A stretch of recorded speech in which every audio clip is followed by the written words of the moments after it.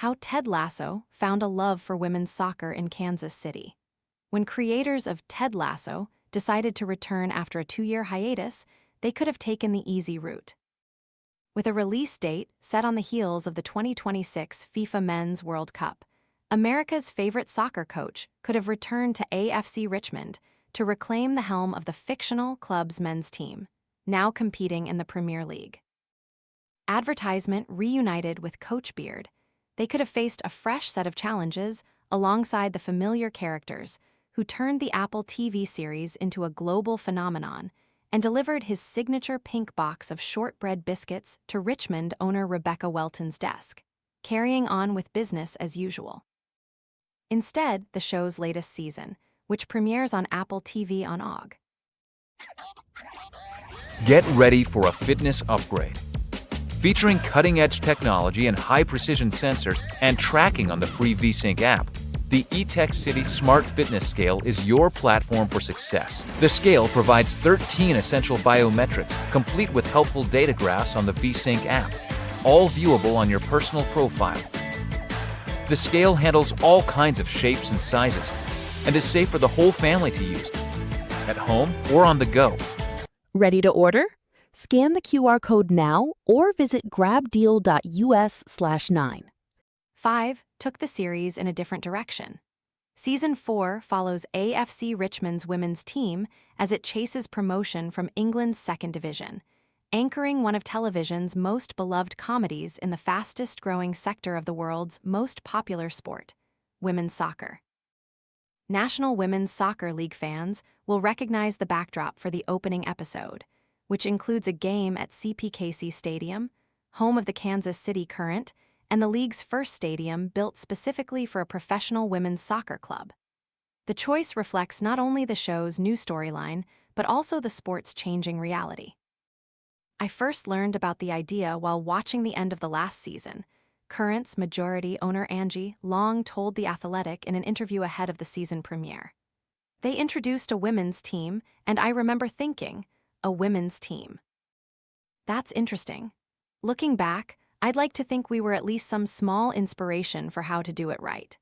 While Ted Lasso helped deepen Americans' affection for soccer since its debut in 2020, interest in the women's game has accelerated rapidly on both sides of the Atlantic. In the United States, NWSL franchise values continue to climb. Investors are pouring into the sport, and clubs are spending aggressively on talent. Across the pond, the Women's Super League is experiencing a similar boom, with new ownership groups and minority investors buying into clubs in hopes of capitalizing on the game's rapid commercial growth. I think those of us in women's sport know how much it has changed in the last 5 years, Long explained. I think for everyone else, they're going to see the show and say, wow, it's so legit. Advertisement, when the show's producers came to Angie and her husband Chris Long, the connection was hardly accidental. The decision to begin Season 4 in Kansas City came from series co-creator Jason Sudeikis, a Kansas City native who has become a regular at current matches. He's part of a group of Kansas City people in entertainment who genuinely love the city, Angie Long said. Way before we knew him, he was already a huge women's sports fan. That affection ultimately shaped the upcoming season of one of television's biggest franchises. Ted Lasso began as a character created by Sudeikis and Brendan Hunt, who plays Coach Beard for improv sketches during their performances in Amsterdam in the early 2000s.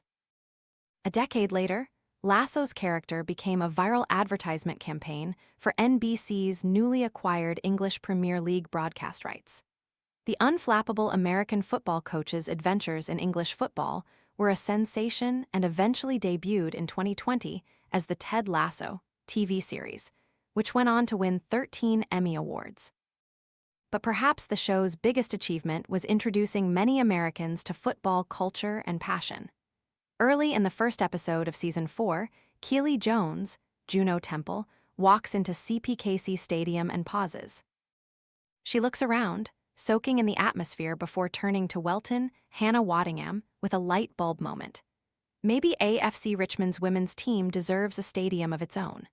For viewers, It is a throwaway line that advances the story of the new season, but for the Longs, that emotional response validated years of investment.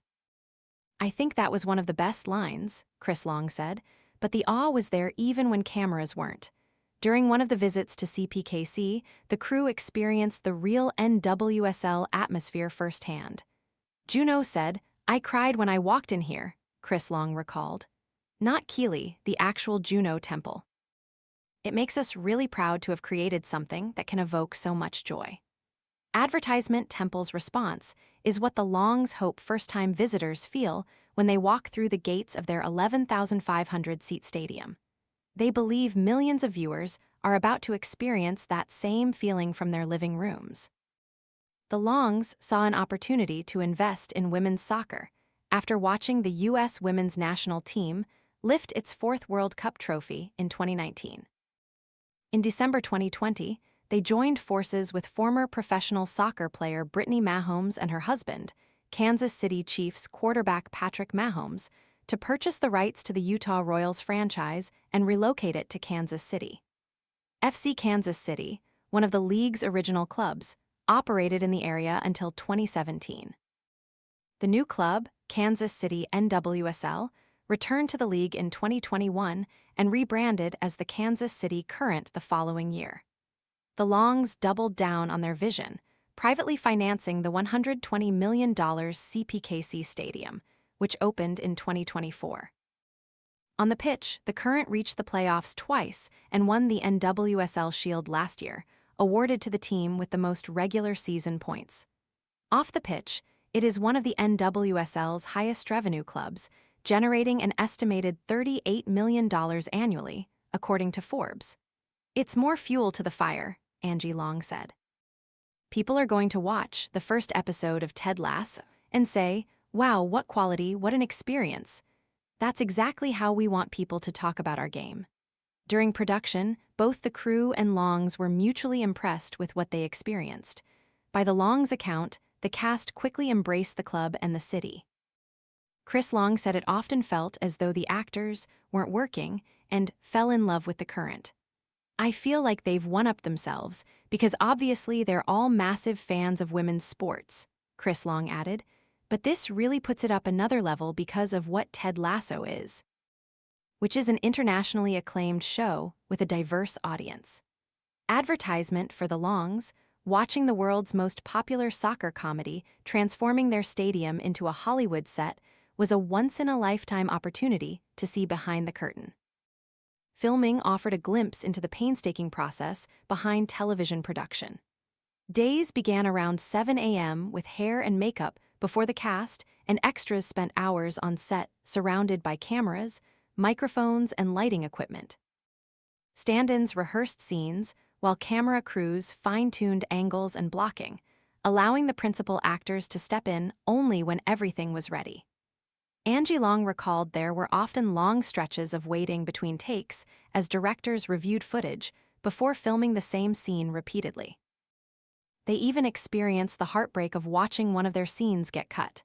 "There was another scene, which was us getting introduced to Rebecca as owners, and sadly didn't make it," Chris Long said. "That was our one day of being a Screen Actors Guild member." Despite their cutscene, the couple features briefly behind the principal cast. "We had our day in the life of Hollywood," Angie Long said, "and we're good now. Now, it's time for Ted Lasso to pull back the curtain and give viewers a glimpse into the world of women's soccer, or at least Hollywood's version of it, for the next 10 weeks. If it succeeds, it won't just entertain. It could become a gateway for even more people to fall in love with the women's game. We're coming off an incredible World Cup. We were especially proud that Kansas City was the #1 media market, something we've worked hard to build over time," Chris Long said. "Now you're putting this show right behind that. Then you've got the Women's World Cup in Brazil not far away, followed by the Olympics. It's just one major event after another, and I can't imagine people won't embrace this sport in an even bigger way."